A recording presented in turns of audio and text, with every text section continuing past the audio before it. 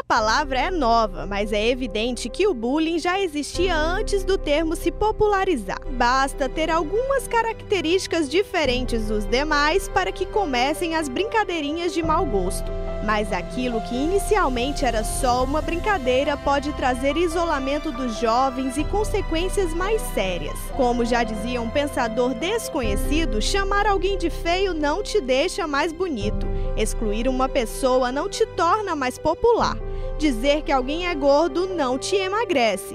Falar que alguém é fraco não lhe fortalece. E dizer que alguém é insignificante não te engrandece. Só eles que já foram vítima de bullying sabem o que é carregar as marcas de uma agressão.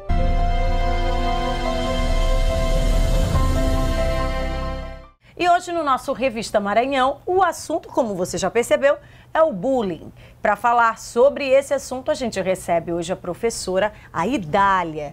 Professora, muito bom dia. Bom dia. Esse é um assunto muito complicado nos dias atuais, né, professora? Porque antigamente o nome que a gente conhecia não era bem esse. Hoje tudo que a gente percebe aí, hoje a palavra da moda é o bullying. Mas como é que isso de fato acontece lá no seio da escola? Afinal de contas é a segunda família aí das nossas crianças. É verdade. Bom dia a todos. O bullying hoje em dia ele está muito presente, né? Não só no ambiente escolar, mas às vezes dentro da própria residência, na própria família. E o bullying, ele é uma palavra que ele vem do inglês, né? Palavra inglesa, e que significa agressão.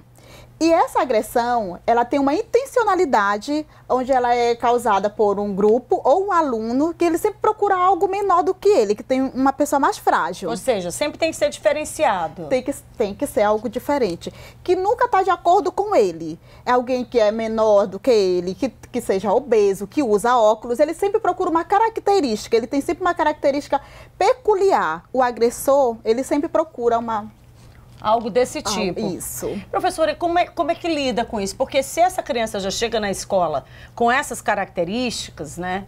É porque ela se sente inevitavelmente diferente ou ela sente algo... A gente pode dizer que é uma carência, algo desse sentido, professora? Não, eu não diria que seria uma carência, tá? A pessoa que aplica o bullying, não é que ele seja carente, ele necessita de uma atenção, de um poder.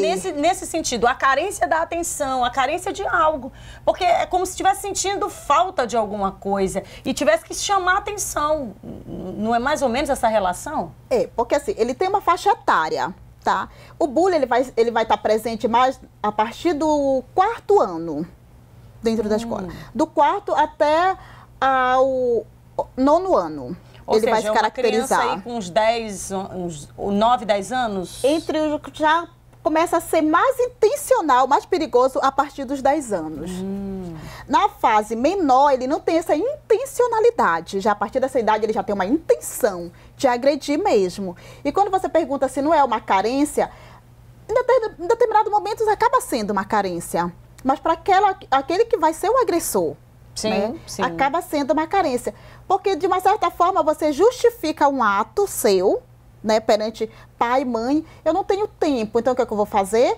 Eu vou dar um brinquedo para suprir. Só que esse brinquedo, ele não vai substituir um carinho, ele não vai substituir uma conversa, um afago, atenção, ele não substitui nada.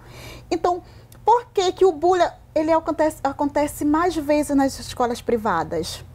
Em virtude disso, né? Em virtude disso. Professora, e como é que as escolas estão se comportando com relação a isso? Qual é a preparação desses profissionais hoje? Existe mesmo essa atenção maior com relação a essa necessidade? Existe uma pesquisa que diz assim, que na maioria das vezes, quando ocorre alguma penalidade é porque já ocorreu o bullying. Então, o que seria o correto? Você entrar com medidas preventivas, para que não ocorra isso daí, certo? Então, quais são essas medidas preventivas que a escola está tentando buscar, várias as escolas? Eles estão fazendo curso, fazem palestra, né?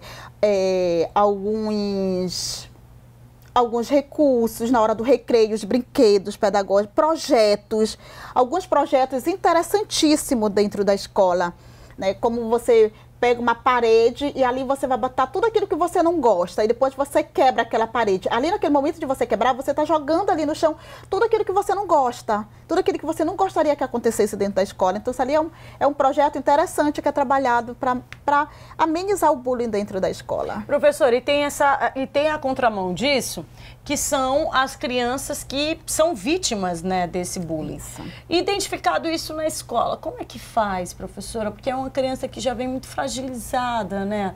É uma criança que já está ali e ela já está meio que sobressaltada, já esperando uma próxima inversão aí de quem provoca esse bullying.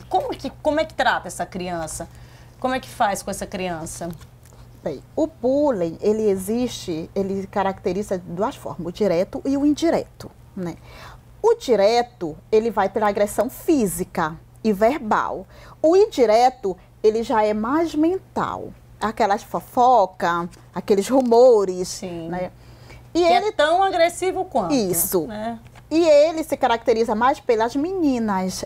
As meninas sofrem mais bullying do que os meninos. Bem mais. Então, as meninas, quais são as primeiras coisas que elas começam logo a apresentar? Não querem ir para a escola. Na verdade, quem sofre bullying são duas características. Começam a não querer ir para a escola. Fica mais introspectivo, professor? Bem mais. Não se socializam, né? Elas ficam logo retiradas. Começa a dizer que hoje não tem aula, eu estou com dor de cabeça, eu estou com dor de barriga. Então, começa logo Então, os pais, eles têm que ficar ali atentos para esses sintomas. Não quer dizer que toda vez que meu filho diz que não quer ir para a escola, é porque ele está sofrendo bullying. Sim, né? Claro.